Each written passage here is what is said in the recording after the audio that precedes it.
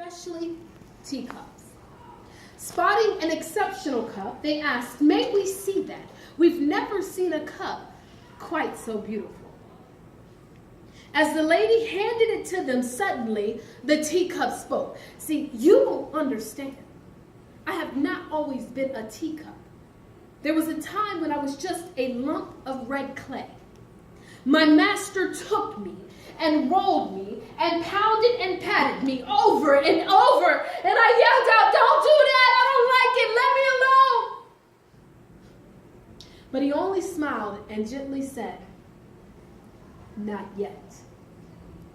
Then wham, I was placed on this spinning wheel, and suddenly I was spun around and around and around. 'Stop it, I'm getting dizzy, I'm going to be sick,' I screamed at my master. He only nodded and said quietly, 'Not yet.' He spun me and poked me and prodded me and bent me out of shape to suit himself. Then, then he put me in the oven. I've never felt such heat. I yelled, I knocked, I pounded at the door. 'Help! Get me out of there!' I could see him through the opening, and I could read his lips as he shook his head from side to side, and he said, 'Not yet.'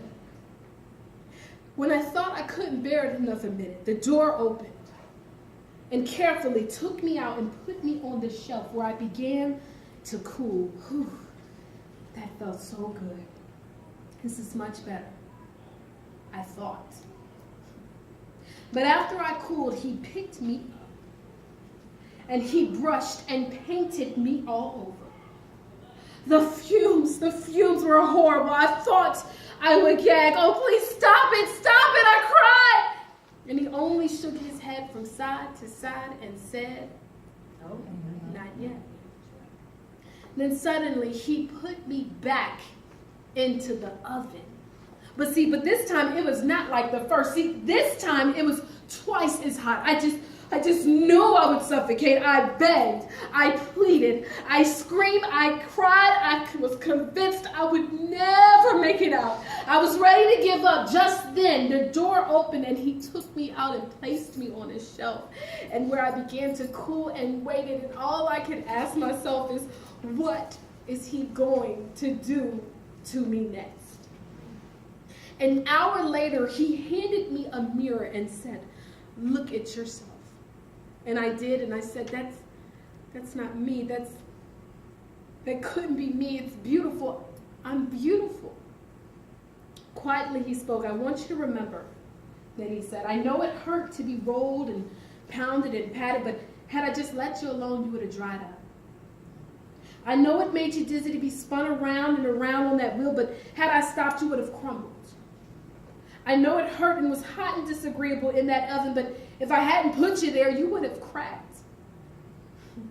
I know the fumes were bad when I brushed and painted you all over, but if I hadn't done that, you would have never hardened.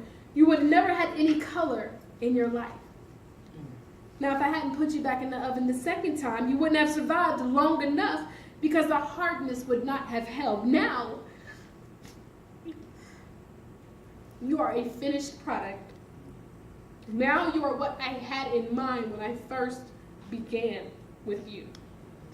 I told you I get emotional on this, but the moral of the story is God knows what he is doing for each of us. He is the potter and we are his clay. He will mold us. I have not cried like this before. But he will mold us and make us and expose us to just enough pressures of just the right kinds that we may be made into a flawless piece of work to fulfill his good, pleasing, and perfect will. So when life seems hard and you are being pounded and patted and pushed almost beyond endurance, when your world seems to be spinning out of control, when you feel like you are in a fiery furnace of trials, when life seems to stink, try this. Brew a cup of your favorite tea in the prettiest teacup. Sit down and think on this story, and then have a little talk with the potter. Thank you very much.